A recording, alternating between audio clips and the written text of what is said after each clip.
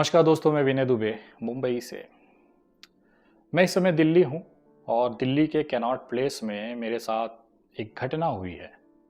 उस घटना से आपको रूबरू कराना चाहता हूँ और मुझे ज़रा बताइएगा कि आखिर ये था क्या। मैं आज सुबह दिल्ली पहुँचा हूँ। कल मैंने एक वीडियो पोस्ट की थी जिसमें मैंने बिहार के समस्तीपुर के मेहताब की कहानी आपसे बताई थी। उस कहानी में ये था कि वो व्यक्ति एक साल पहले छत से गिर जाता है, उसके बाद उसके रीढ़ की हड्डियां टूट जाती हैं, उसकी सर्जरी होती है और लगभग पिछले 1 साल से मेहताब बिस्तर पर है। हालात ये हैं कि उसके शरीर में जो मांस है वो सड़ने लगा है। हालात इससे भी बदतर हैं कि उसके पैर के जो मांस है उसमें सड़ने की वजह से गड्ढे बन गए हैं, मेवाद निकल रहे हैं, शरीर में जगह जगह घाव हैं। उसके बाद गरीबी की वजह से ये व्यक्ति अपना इलाज नहीं कर पाया। ये वीडियो मैंने कल पोस्ट की थी और आज सवेरे मैं जब मुंबई से दिल्ली पहुंचा हूं तो कैनॉट प्लेस में मैं अपने मित्र यानी सोशल एक्टिविस्ट मोहित शर्मा का इंतज़ार कर रहा था। मैं नॉर्मली मोबाइल चलाते हुए एक कैफ़े है चीडोस, उसके बाहर मैं मोहित का इंतज़ार कर रहा था तो एक व्यक्ति मेरे पास आते हैं। सामने चीडोस के एक पार्किंग है, उसके बगल में एक रोड है, वहाँ पर ऑटो स्टैंड्स हैं। उस ऑटो स्टैंड से एक व्यक्ति जिनका नाम विनोद कश्यप था वो मेरे पास आते हैं। वो कहते हैं कि बाबूजी कहीं चलेंगे, गाड़ी देख रहे हैं। मैं बोला नहीं, मैं किसी का इंतज़ार कर रहा हूँ। तो उन्होंने कहा कि आप वो मुंबई वाले विनय दुबे हैं क्या, क्योंकि आपकी शक्ल उनसे मिलती है। मैंने कहा कि हाँ मैं वही हूँ। तो उन्होंने कहा कि मेरा नाम विनोद कश्यप है और मैं बिहार से हूँ। मैंने कल अपने मोबाइल पर रात में एक वीडियो देखी आपकी जिसमें आप किसी मरीज़ के बारे में बता रहे हैं, उसकी शरीर में सड़न हो गया वगैरह वगैरह। मैंने कहा कि हाँ वो वीडियो मैंने डाली है। उसके बाद थोड़ा सा बिहार का दिल्ली को लेके बातचीत हुई और उसके बाद मैंने जब कहा कि ठीक है आप कोई और यात्री देख लीजिए, मैं इंतज़ार कर रहा हूँ, मुझे समय लगेगा, तो विनोद जी ने अपने जेब से कुछ निकाल कर मुझे दिया। मैं वो दिखाना चाहता हूँ कि आखिर विनोद कश्यप जो कि बिहार से हैं उन्होंने मुझे क्या दिया। उन्होंने मुझे दिया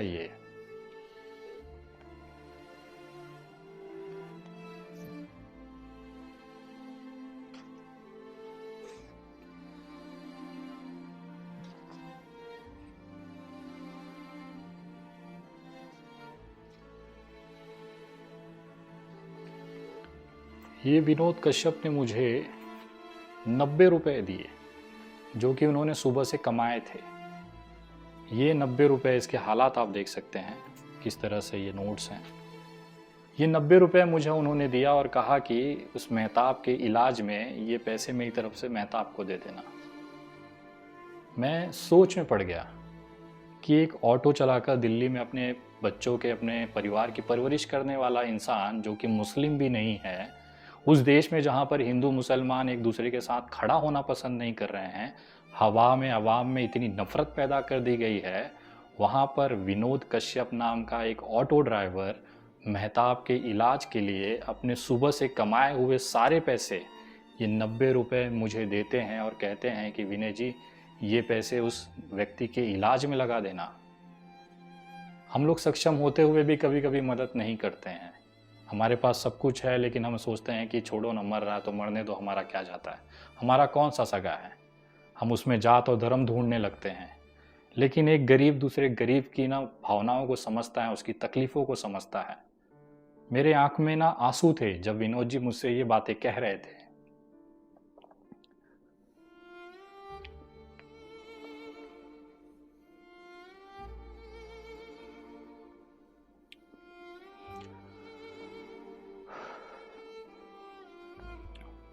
आप नहीं समझ सकते हैं इस फीलिंग को क्या कहते हैं। मैंने ये सामने से महसूस किया है कि एक विनोद कश्यप नाम का व्यक्ति मेहताब के लिए अपने सुबह से कमाए हुए वो सारे पैसे 90 रुपये, शायद ये 90 रुपये आपके लिए मेरे लिए मायने नहीं रखते होंगे, लेकिन उस इंसान के लिए जिसके घर में बच्चे हैं, जिनके घर में बूढ़े माँ बाप हैं और कमाने वाला इकलौता इंसान है, उसके लिए ये 90 रुपये लाखों रुपए के बराबर है।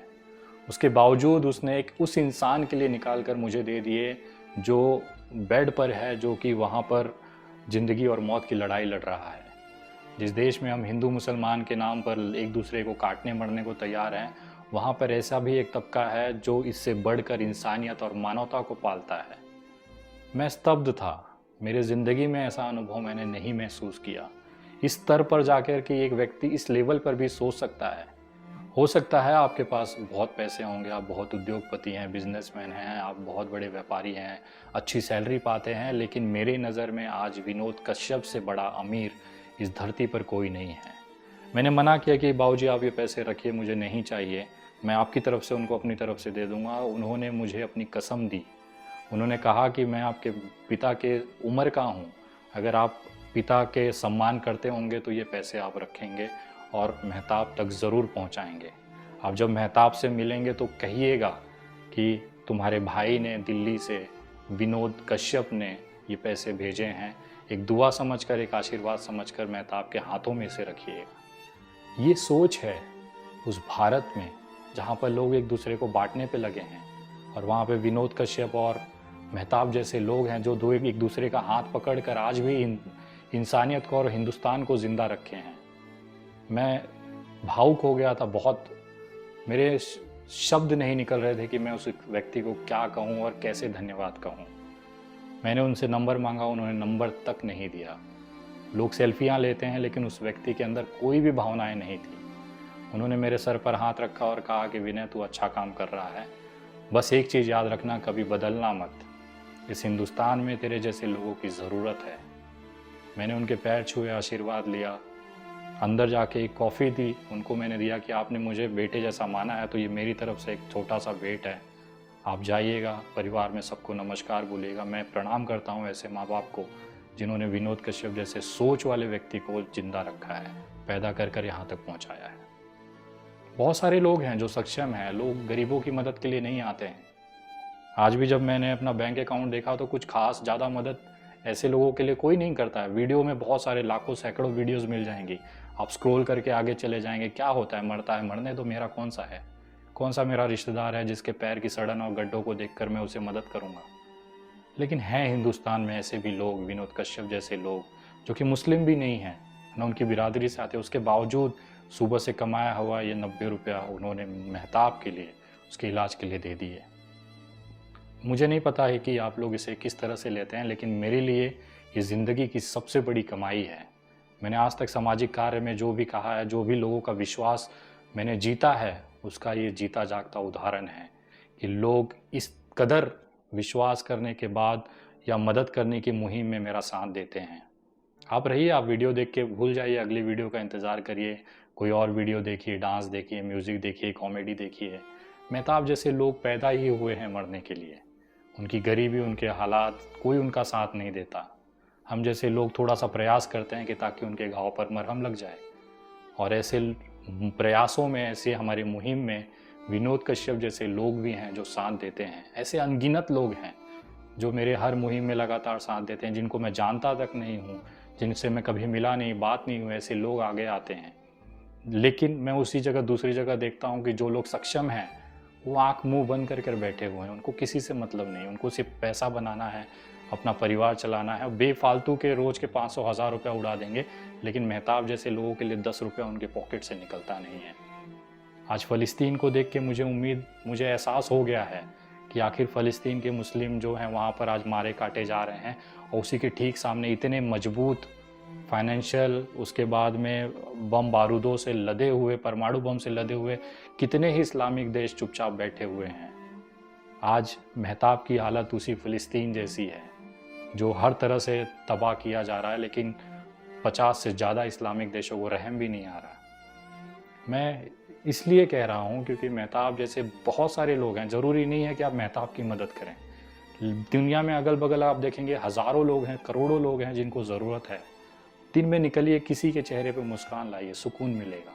ये काम मैं पिछले कितने ही सालों से कर रहा हूँ। आप लोगों ने साथ दिया, उसके लिए मैं धन्यवाद करता हूँ। ख़ास तौर पर ये वीडियो मैं विनोद कश्यप जी को समर्पित करता हूँ, उनको प्रणाम करता हूँ, आपकी सोच को, आपके इस जज्बे को, जिन्होंने आज भी हिंदुस्तान को ज़िंदा रखा है। और अगर आप अभी भी मेहताब को मदद करना चाहते हैं तो ये डिटेल्स हैं आपके लिए। मेहताब को महसूस करने के लिए मेहताब की जगह रख कर ज़रा सोचिएगा, मेहताब की जगह उस बेड पर पड़कर ज़रा सोचिएगा, उन घाव को अपने भीतर ज़रा महसूस करके सोचिएगा कैसा लगता है। मैं चाहता हूं कि आप लोग आगे आएँ और मेहताब की ज़िंदगी बचाने में महत्वपूर्ण योगदान अदा करें। अगर आप चाहते हैं कि इसके सर्जरी के लिए, इनके इलाज के लिए जो भी मदद हो सकती है आप करना चाहें, तो आप गूगल पे, फ़ोनपे, पेटीएम और यूपीआई नंबर 9820898898 इस नंबर पर भेज सकते हैं। इस नंबर पर अगर भेजने में कोई दिक्कत हो तो दो और हेल्पलाइन नंबर्स हैं जिस पे आप ये सीधी मदद भेज सकते हैं, 9152898898 और दूसरा नंबर है 9167898898। यानी कि मेहताब के लिए 3 हेल्पलाइन नंबर्स मैं जारी कर रहा हूं जिसमें आप आर्थिक मदद भेज सकते हैं। 9820898898, दूसरा नंबर है 9152898898, तीसरा नंबर है 9167898898। बगल में जो QR कोड्स देख रहे हैं इस पे भी आप स्कैन कर ये भेज सकते हैं।